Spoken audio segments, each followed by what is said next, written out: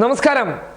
ബി.ജെ.പിക്ക് ഇത്രയും വലിയ ഒരു തിരിച്ചടി ഇക്കാലം എത്രയും ലഭിച്ചിട്ടില്ല എന്നത് തന്നെ വേണം പറയാൻ. കാരണം ഇതിനു മുമ്പ് കോൺഗ്രസ് ആധിപത്യം ഉണ്ടായിരുന്നുവെങ്കിലും അതൊക്കെ കോൺഗ്രസിൻ്റെതായിട്ടുള്ള നേട്ടങ്ങൾ സമ്മാനിക്കുന്ന കാലങ്ങളിലായിരുന്നു ആ ആധിപത്യങ്ങൾ കോൺഗ്രസിനെ വിളിച്ചു വരുത്തിയത്.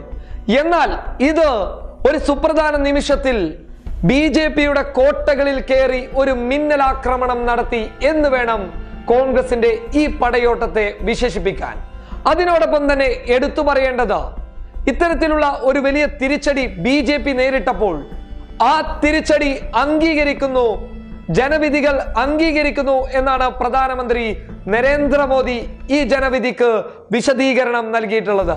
ഒപ്പം ഇനിയുള്ള തിരഞ്ഞെടുപ്പുകളെ എങ്ങനെ നേരിടുമെന്നുള്ള ഒരു തന്ത്രം തങ്ങൾക്കിടയിൽ മെനയുമെന്നും അദ്ദേഹം വിശദീകരണത്തിലൂടെ അറിയിച്ചിട്ടുണ്ട്.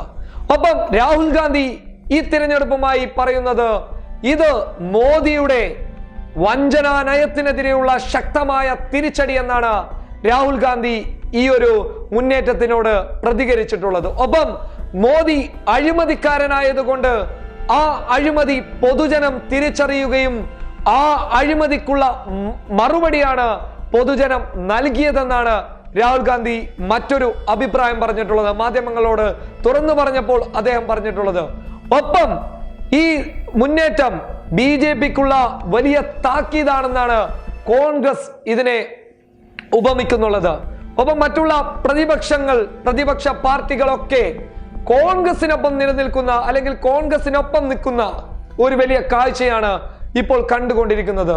തീർച്ചയായും ഒരു പ്രതിപക്ഷ ഐക്യത്തെയും ഈ തിരഞ്ഞെടുപ്പോട് കൂടി നമുക്ക് കാണാൻ വേണ്ടി സാധിക്കും. പ്രതിപക്ഷങ്ങളൊക്കെ ഒന്നിച്ചു നിന്ന് ബി.ജെ.പിയുടെ ഫാസിസ്റ്റ് നയങ്ങൾക്കെതിരെ തക്കതായിട്ടുള്ള താക്കീത് നൽകാൻ ഒന്നിച്ചു നിൽക്കുന്ന സാഹചര്യം. 5 സംസ്ഥാനങ്ങളിൽ 3 രാജസ്ഥാൻ, മധ്യപ്രദേശ്, ഛത്തീസ്ഗഡിൽ 3 വലിയ രീതിയിലുള്ള ഒരു പോരാട്ടം കോൺഗ്രസ് കാഴ്ചവെച്ചതോടുകൂടി ബി.ജെ.പി വെട്ടിലായിരിക്കുന്നു എന്ന് വേണം ഉറച്ച സ്വരത്തിൽ പറയാൻ. ഒപ്പം സൂചിപ്പിക്കുന്നത് 15 വർഷത്തെ ബി.ജെ.പിയുടെ ആധിപത്യം, ഛത്തീസ്ഗഡിലെ 15 വർഷത്തെ ബി.ജെ.പിയുടെ ആധിപത്യം ഒറ്റ നിമിഷത്തിൽ ഇല്ലാതെയായി പോകുന്നു. ബി.ജെ.പിയുടെ സ്വപ്നങ്ങളൊക്കെ പറപ്പിച്ചുകൊണ്ട് കോൺഗ്രസ് ത്രിവർണ പതാക പറപ്പിക്കുന്ന ഒരു വലിയ സാഹചര്യം ഛത്തീസ്ഗഡിൽ കാണുമ്പോൾ വ്യക്തമാകുന്നത് കോൺഗ്രസിനോടൊപ്പം ജനാധിപത്യത്തെ വിളിച്ചു വരുത്തുകയാണ് പൊതുജനങ്ങൾ. ഇവിടെ സൂചനയിലോട്ട് കടന്നു വന്നത് ഇറച്ചിയുടെ പേരിൽ മനുഷ്യനെ കൊന്നത് ബി.ജെ.പിക്ക് ശക്തമായ തിരിച്ചടി നൽകി. നോട്ട് നിരോധനം പോലെയുള്ള ജനവിരുദ്ധ നടപടികൾ കോൺഗ്രസിന് വോട്ട് നില മുന്നേറാൻ കാരണമായി. ഒപ്പം അതിനോടൊപ്പം തന്നെ തൊഴിൽ പരിഷ്കരണത്തിൽ, അതായത് 2 കോടിയോളം വരുന്ന തൊഴിൽ ഈ രാജ്യത്ത് ഉണ്ടാക്കിയെടുക്കുമെന്ന് പറഞ്ഞ നരേന്ദ്രമോദി ഒരു തരത്തിലും തൊഴിൽ മേഖലയിൽ മാറ്റങ്ങൾ ഉണ്ടാക്കിയില്ല എന്നതും വലിയ രീതിയിലുള്ള തിരിച്ചടി ബി.ജെ.പിക്ക് നൽകി എന്ന് വേണം എടുത്തു പറയാൻ. ചുരുക്കം പറഞ്ഞു കഴിഞ്ഞാൽ 5 സംസ്ഥാനങ്ങളും ബി.ജെ.പിക്കെതിരെ നിന്നു എന്നുള്ളത് തന്നെയാണ് എടുത്തു പറയേണ്ടത്.